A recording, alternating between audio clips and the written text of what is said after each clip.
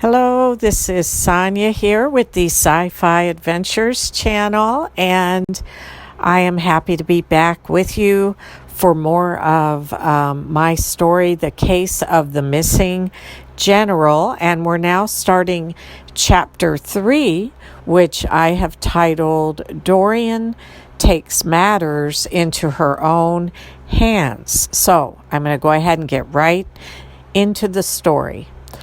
It was Monday, and Dorian still had not been able to reach Stephen or Sheila. Although she had been frantically calling Stephen every hour on the hour since early that morning, she had not had any success in reaching him. Things were already falling apart at the office with Stephen gone, and as if that were not stressful enough, she had just learned that the general had not shown up for his psych evaluation, and no one had seen or heard from him all weekend. Fighting off panic, Dorian began to pace back and forth in Stephen's office, keenly aware that she could not cover for the general's disappearance much longer, or for that matter, for Stephen or Sheila's either. The rest of her day passed slowly as she stayed camped out in Stephen's office to avoid Jenkins, the daily investigator's notoriously nosy and overbearing accountant.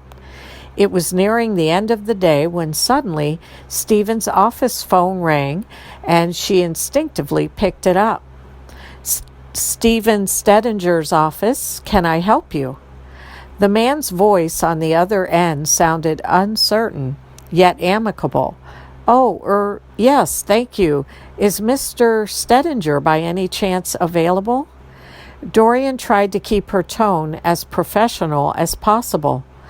I am sorry he is not in the office right now, but I would be glad to take a message for you. Dorian surprised herself then by what she revealed next. My name is Dorian Starnes. I am Stephen's assistant and a good friend of his, and well, if you happen to have any important information for him, you could actually pass it along to me. Her pulse quickened. Under normal circumstances, she never would have made such a bold suggestion. But the situation was desperate, and something in the man's voice and manner made her feel as though she might be able to trust him. There was a nerve-wracking silence before he answered. I must say I'm quite relieved to hear that because you see, and here he paused briefly before continuing on in a hushed tone of voice as though he feared being overheard.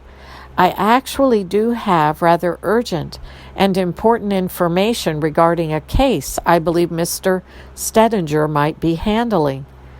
Dorian caught her breath in a mixture of excitement and surprise. Surely he must be referring to the general's case. Her heart began to thump wildly with renewed hope as she answered, Mr. Stedinger is currently working on the case I believe you're referring to, but it has unfortunately made him unavailable, and for what I fear may be an indefinite period of time. However, since you do have important information, I would be willing to receive the information and to help in any way myself. That is until Mr. Stedinger returns. Holding her breath anxiously, she waited for him to reply and was much relieved when he responded positively to her offer of help. I would greatly appreciate your help, Miss Starnes. My name is Friedrich Eisenhart, by the way. Suddenly, Dorian heard a clamor of loud voices in the background on Friedrich's end, and he hurriedly ended their call. Please, Miss Starnes, I know it is near the end of the workday, but if you're able, could you meet me at the coffee shop on Twisterden Avenue? Let's say in about 30 minutes? Dorian hesitated a moment before answering.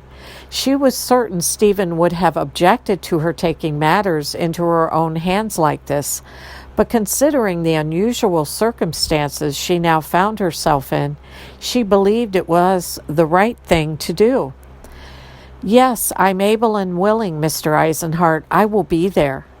After hearing her answer, he hung up right away, and Dorian set the phone back down on the receiver with a shaky hand.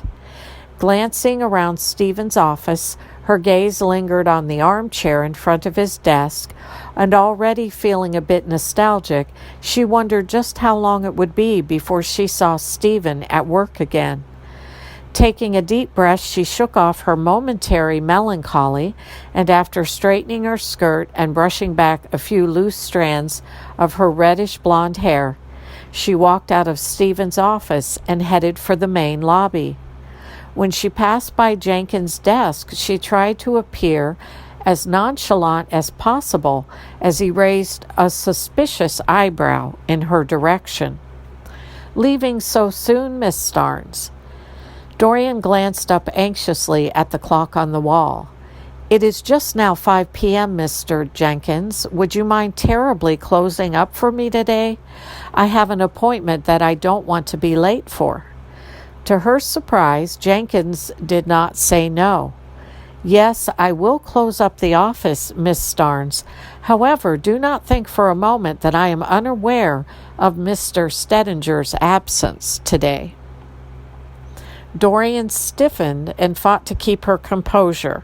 She was not going to let Jenkins bully her.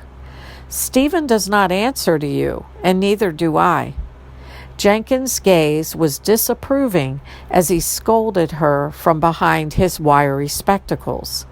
"Carry on then, Miss Starnes. What you and Mr. Stedinger do is of no consequence to me. However, I will have to dock a day's pay from his paycheck." Dorian was more than exasperated with his attitude as she ran to the exit, not wanting to be late. "Do what you must, Mr. Jenkins, and I can assure you that I will do the same." And that does end Chapter 3 of the case of the missing general. And I want to thank you for joining me. I look forward to being back with you here soon for the next chapter of the story.